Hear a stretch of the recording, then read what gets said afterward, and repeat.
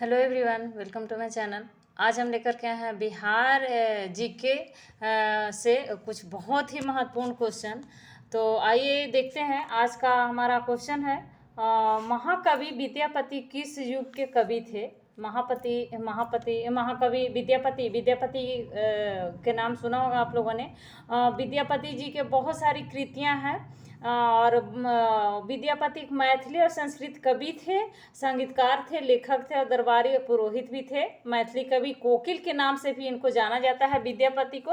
और ये विद्यापति किस युग के कवि थे? तो मध्यकाल के एक कवि थे विद्यापति भारतीय साहित्य की श्रृंगार परंपरा के साथ साथ भक्ति परंपरा के प्रमुख स्तंभों में से एक और मैथिली के सर्वोपरि कवि के रूप में जाने जाते हैं विद्यापति। और ये मध्यकाल के कवि थे, मध्य युग के कवि थे। इनके काव्यों में मध्यकालीन मैथिली भाषा के स्वरूप को दर्शन किया जा सकता है। ये महाकवि विद्यापति के काव्यों में मैथिली भाषा के स्वरूप को दर्शन किया जा सकता है। और ये मध्यकाल के मध्य युग के कवि थे विद्यापति। और इनको कोकिल के कवि, मैथिली कवि कोकिल के नाम से भी इनको जाना जाता है विद्यापति को। नेक्स्ट क्वेश्चन है, दिनकर जी अपनी किस रचना से राष्ट्र कवि के रूप में प्रतिष्ठित हुए? दिनकर जी को बोल रहा है, तो रामधारी सिंह दिनकर इनका पूरा नाम था। और ये रेणुका की रचना जब किया इन्होंने, तो रेणुका की रचना के बाद राष्ट्र कवि के रूप में प्रतिष्ठित हुए दिनकर जी, रामधारी सिंह दिनकर। हिंदी के एक प्रमुख लेखक थे, कवि और निबंधकार थे ये रामधारी सिंह दिनकर। और वे आधुनिक युग के श्रेष्ठ थे, वीर रस के कवि के रूप में स्थापित हैं रामधारी सिंह दिनकर।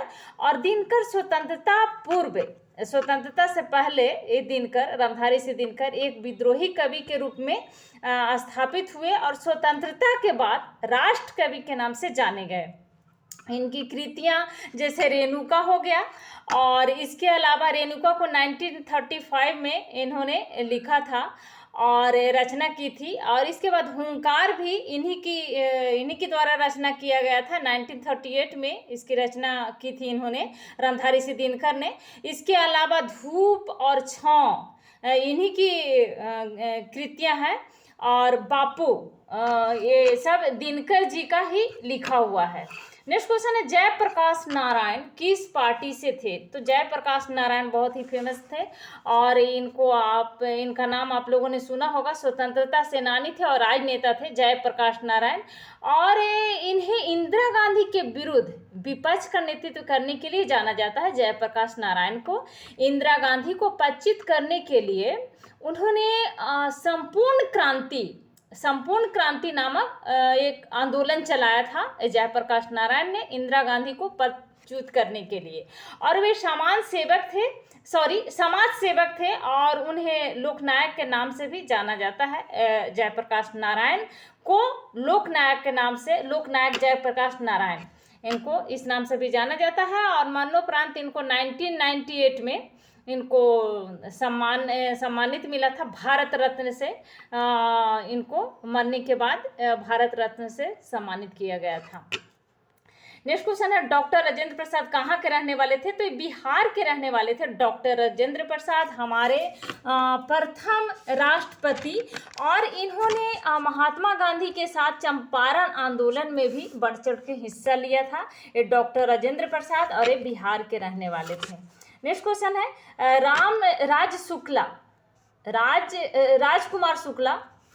राजकुमार शुक्ला किस गांव के निवासी थे?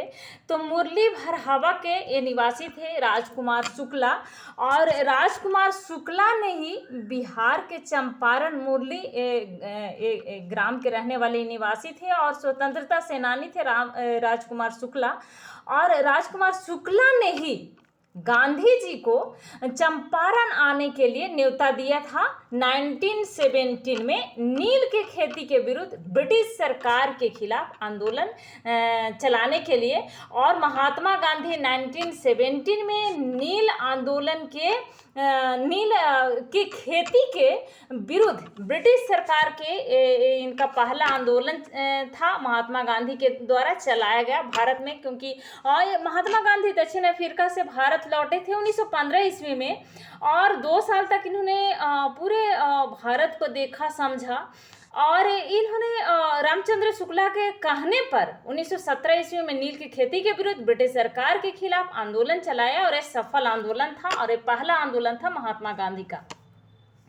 नेक्स्ट क्वेश्चन है, कुंवर सिंह ने 1857 में 1857 के विद्रोह का नेतृत्व किस प्रांत में किया था? तो 1857 का जो विद्रोह था, इसे कोई छुपा नहीं रह सकता, और ये कुंवर सिंह 1857 की क्रांति के सिपाही और महानायक थे, ये और अन्याय विरोधी थे और स्वतंत्रता के प्रेमी थे बाबू कुंवर सिंह, और कुशल सेना नायक थे। तो कुंवर सिंह ने 1857 के विद्रोह का नेतृत्व किया था बिहार से, और ये बहुत ही इस क्रांति में सेना का अपना एक खलनायक के रूप में उभरे, और इनका जन्म बिहार के जगदीशपुर गांव में हुआ था, भोजपुर जिला में। तो यही वीर कुंवर सिंह 1857 में जो स्वतंत्रता जो 1857 का जो संग्राम था, पहला स्वतंत्रता संग्राम के नाम इसको इतिहासकारों ने दिया है, और इसलिए इस स्वतंत्रता संग्राम में इसका नेतृत्व किया था बिहार से। नेक्स्ट क्वेश्चन है, कुंवर सिंह राजा थे कहाँ के? तो जगदीशपुर के राजा थे कुंवर सिंह, जगदीशपुर में ही इनका जन्म हुआ था, भोजपुर जिला में, और यहीं के ही राजा थे। नेक्स्ट क्वेश्चन है, कुंवर सिंह के विरुद्ध आरा में अंग्रेजी फौज का नेतृत्व करने वाला पहला सेना नायक कौन था? तो कैप्टन डनवर था, ये वीर कुंवर सिंह के विरुद्ध आरा में अंग्रेजी फौज का नेतृत्व करने वाला सेना नायक, पहला सेना नायक। नेक्स्ट क्वेश्चन है, कुंवर सिंह के पिता का नाम था क्या था? तो साहबजादा सिंह था कुंवर सिंह के पिता का नाम, साहबजादा सिंह। नेक्स्ट क्वेश्चन है, बिहार की प्रचलित कला कौन सा है? आप लोगों को पता होगा, मधुबनी कला। तो बिहार की प्रचलित कला है मधुबनी कला। तो मधुबनी कला है क्या? मधुबनी कला बिहार के दरभंगा, पूर्णिया, सहरसा, मुजफ्फरपुर और मधुबनी और नेपाल के कुछ क्षेत्रों की प्रमुख कला है मधुबनी कला, और प्रारंभ में रंगोली के रूप में इसको रहने वाली एक कला थी, और यह कला धीरे धीरे आधुनिक रूप में कपड़ों में प्रचलित हो गया, दीवारों में और कागज पर भी उतर आई ये मधुबनी कला। तो ये मधुबनी कला बिहार की ये प्रचलित कला है मधुबनी कला।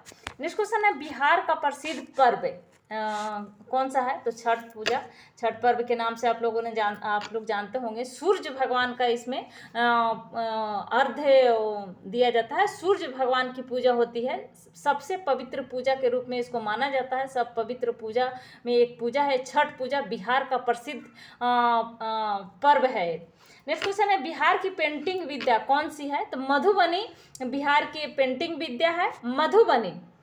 ये पहले सिर्फ रंगोली के रूप में था, और ये बाद में उभर करके कपड़ों में और दीवारों में आ गया, और इस चित्र में खास तौर पर कुल देवता का भी चित्रण होता था। कुल देवता, हिंदू देवी देवताओं का तस्वीर, प्राकृतिक नज़ारे जैसे सूर्य, चंद्रमा, धार्मिक पेड़ पौधे, और इस प्रकार से और तुलसी विवाह के दृश्य भी देखने को मिलते हैं इस कला में। तो ये मधुबनी जो पेंटिंग है बिहार की पेंटिंग विद्या है मधुबनी। नेक्स्ट क्वेश्चन है, सोनपुर मेला को कहते हैं क्या?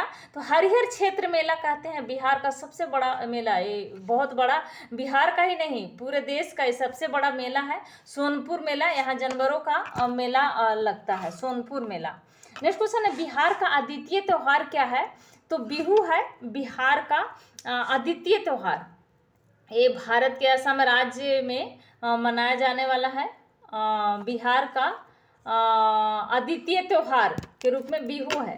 नेक्स्ट क्वेश्चन है बिहार का लोक नृत्य है तो जट जटिन। और जट जटिन लोक नृत्य बरसात के मौसम में इसको गाया जाता है इंद्र भगवान को खुश करने के लिए, इनको मनाने के लिए, ताकि फसल अच्छा हो बारिश होने से। तो इस प्रकार से इसे मान्यता माना जाता है। जट जटिन लोकगीत के रूप में बरसात के मौसम में इसको लोग गाते हैं। नेक्स्ट क्वेश्चन है पद्मश्री सीता देवी प्रसिद्ध हस्ती थी। तो मधुबनी पेंटिंग में ये प्रसिद्ध हस्ती थी पद्मश्री सीता देवी। नेक्स्ट क्वेश्चन है नव नालंदा महाविहार किसके लिए विख्यात है? तो नव नालंदा महाविहार हेनसांग स्मारक के लिए विख्यात है। हेनसांग ये चीनी यात्री था और इसी के स्मारक के लिए नव नालंदा विहार विख्यात था। ये हेनसांग भारत आया था। नेक्स्ट क्वेश्चन है हर्षवर्धन के काल में हेनसांग भारत आया था चीनी यात्री। और फहान गुप्त काल का राजा एक था चंद्रगुप्त विक्रमादित्य द्वितीय, तो उसके काल में फहान भारत आया था। नेक्स्ट क्वेश्चन है सूर्य मंदिर स्थित है कहाँ? तो देव में सूर्य मंदिर स्थित है। और नेक्स्ट क्वेश्चन है बिहार में परमानेंट सेटलमेंट लागू करने का कारण क्या था? तो जमींदारी प्रथा का निर्मूलन बिहार में परमानेंट सेटलमेंट लागू करने का कारण था। तो जमींदारी प्रथा क्या था? मध्यकालीन तथा औपनिवेशिक कालीन प्रथा प्रचलित थी। जमींदारी प्रथा भारत के प्राचीन विचारधारा के अनुसार भूमि सार्वजनिक संपत्ति मानी जाती थी और इसलिए यह व्यक्ति की संपत्ति नहीं हो सकती थी।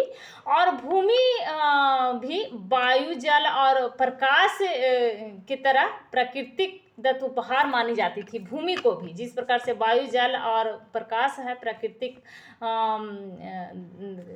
दत्त उपहार, उसी तरह से पृथ्वी को भी मानी जाती थी उस समय। और मद्रास में जमींदारी प्रथा का उदय अंग्रेजों की नीलाम नीति के द्वारा हुआ। गांवों को भूमि का विभाजन कर उन्हें नीलाम कर दिया जाता था और अधिकतम मूल्य देने वालों को विक्रय कर दिया जाता था। तो यही है जमींदारी प्रथा।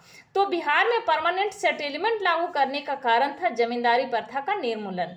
नेक्स्ट क्वेश्चन है बिहार में महात्मा गांधी के पूर्व सापेक्ष राष्ट्रीयता की अनुपस्थिति इसके अभाव में देखी जा सकती है। तो किसके अभाव में? तो एकीकृत समुदाय के अभाव में बिहार में महात्मा गांधी के पूर्व सापेक्ष राष्ट्रीय सक्रियता की अनुपस्थिति देखी जा सकती है।